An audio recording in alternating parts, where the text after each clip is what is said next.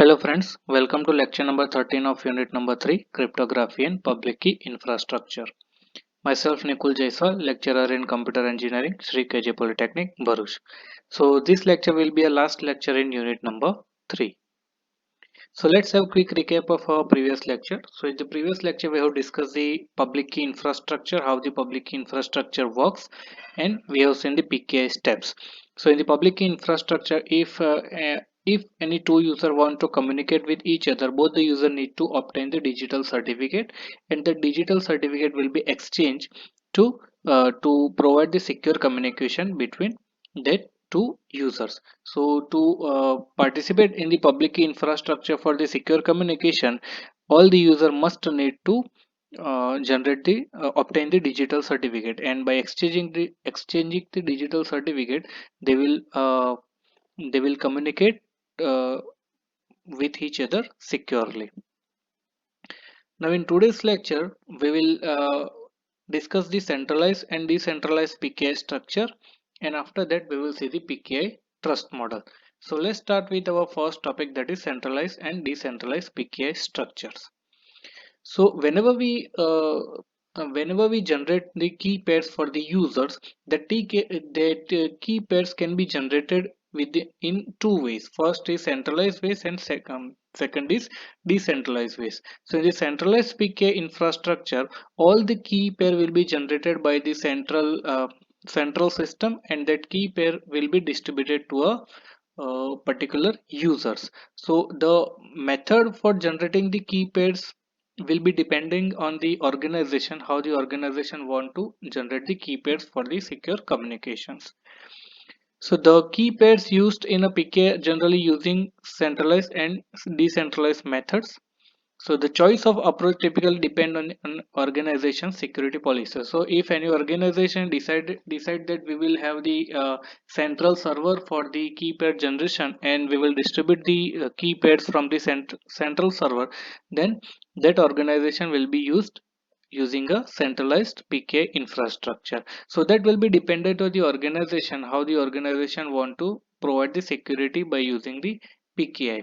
So some of the organization will choose the centralized approach, and some of the organization will choose the decentralized approach. Now basically most of the organization which have more uh, which required more security for the users and security for the communication, they use the centralized approaches. So all the organization that uses the centralized approach will have the central server. That server will responsible to generate the key pairs, and all the key pairs will be make available to particular users for the secure communication.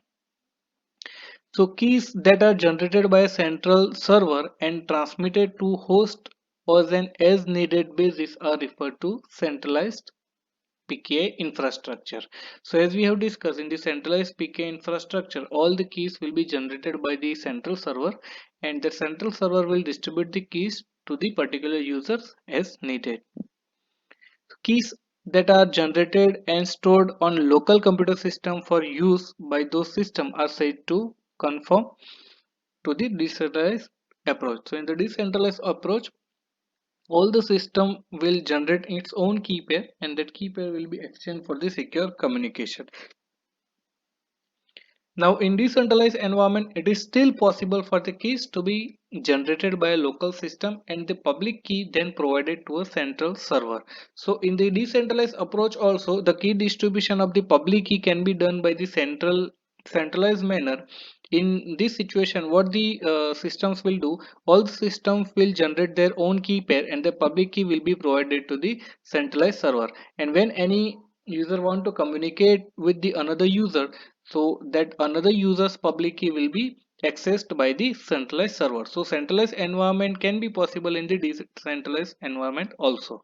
So in decentralized environment, it is still possible for the keys to be generated by the local system, and the public key then provided to a centralized central server for the creation and distribution of the corresponding certificate. So this can also be possible for the decentralized PKI infrastructure.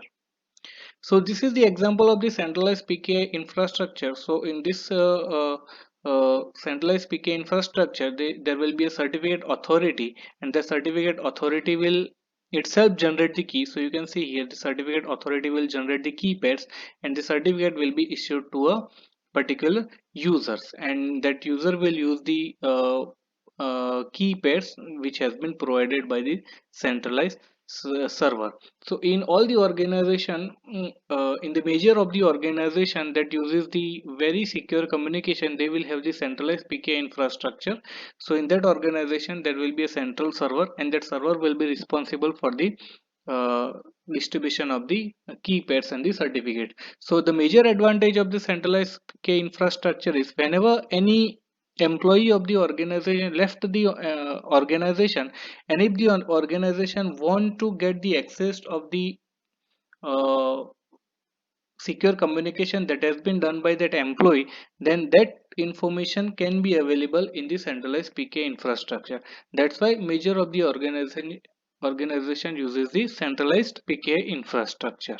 That Now this is the example of the decentralized PK infrastructure. So you can see here in the decentralized PK infrastructure, all the uh, all the nodes, these are the computer systems, and all the nodes will generate its own key pairs, and they will exchange the public key for the secure communication. That means if the node 1 want to communicate with the node 6, then node 6 will send its public key to the node 1, and node 1 will send its public key to node 6, and both the uh, systems will encrypt the data with the receiver's public key, and it will send the data to the particular node. So in this situation, whenever any node want to communicate with each other, then both the node will generate its key pair, and that key pair will be public key will be shared with each other. So this type of infrastructure will be called as a decentralized PK infrastructure.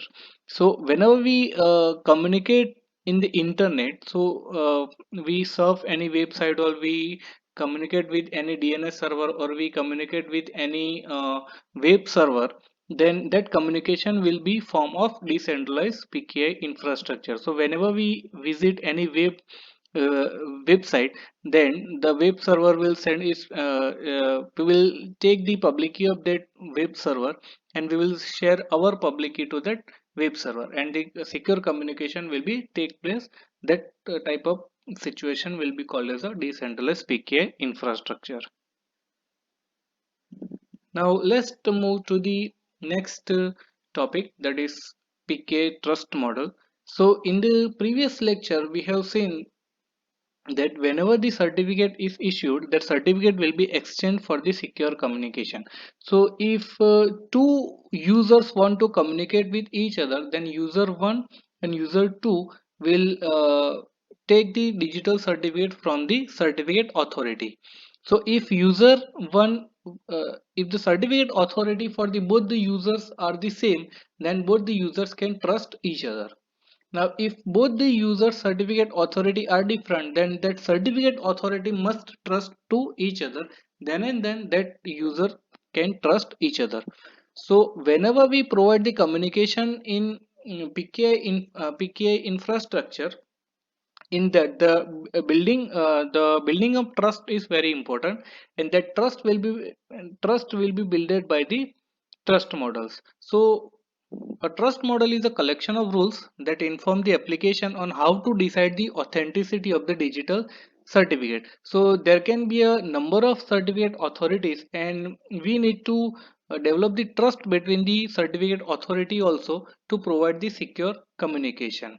So to trust each other, we have the PK trust model. So the PK trust model will have the rules that will inform the application how to decide the authenticity, or how to develop the trust between the digital certificate.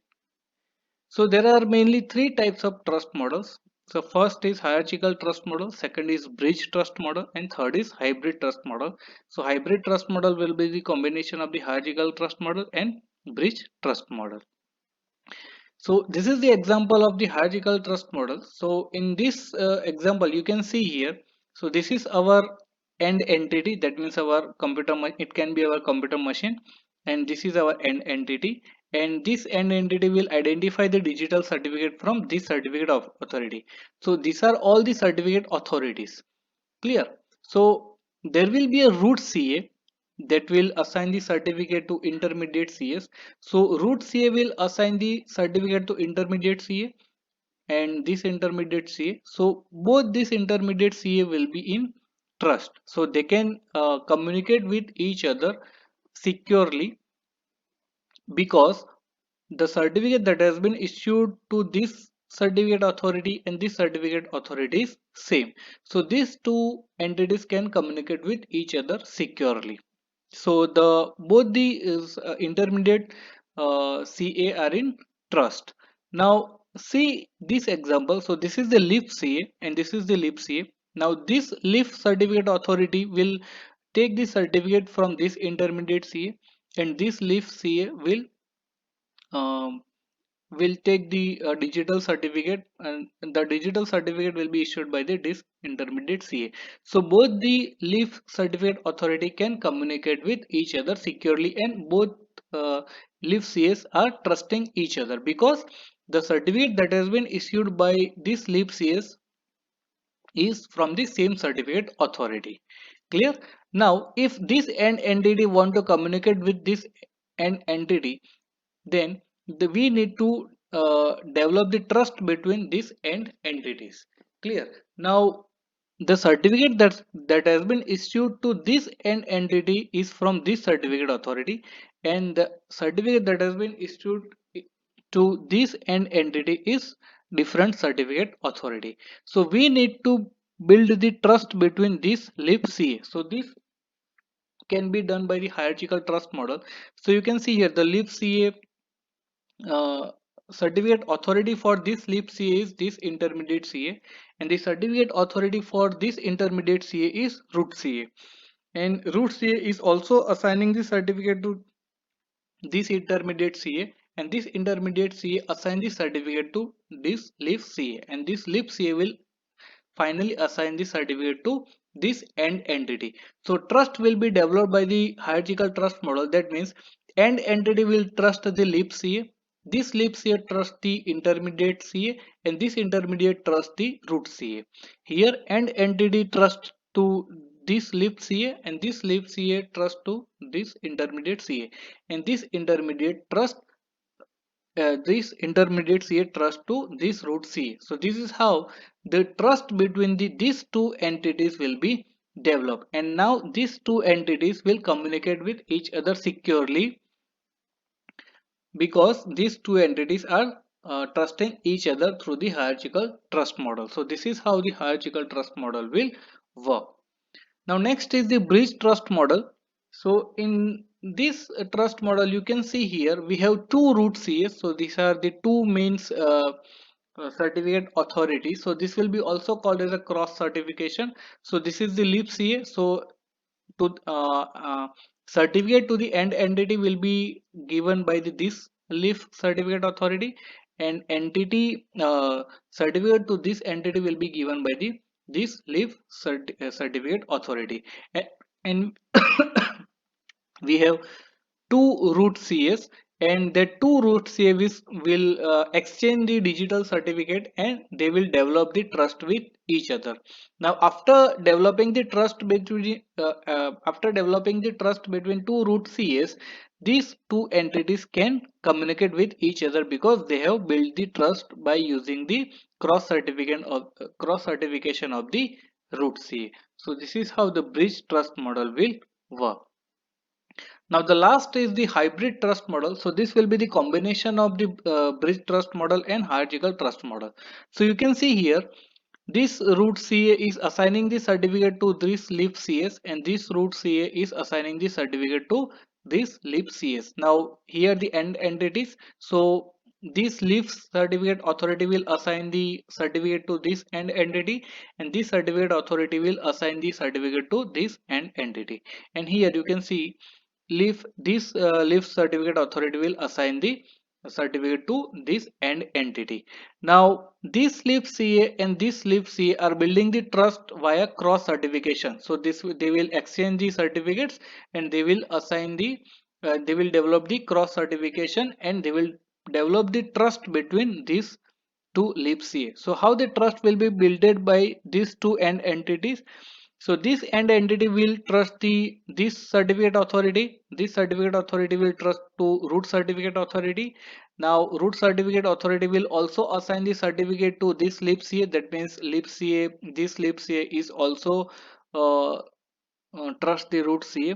Now this CA and this CA are developing the trust via cross certification, and this CA will also trust this root CA, and that root CA will assign the certificate to this lib CA, and this lib CA will assign the certificate to end entity. So this is how in this form the trust will be developed. So end entity to lib CA to root CA, root CA to lib CA, lib CA to lib CA via cross certification, then lib CA to root CA to lib CA, and lib CA to this end entity. So this is how this end entity and this end entity will develop the trust. So this is how the trust model will work. So trust models are very important in the public key infrastructure.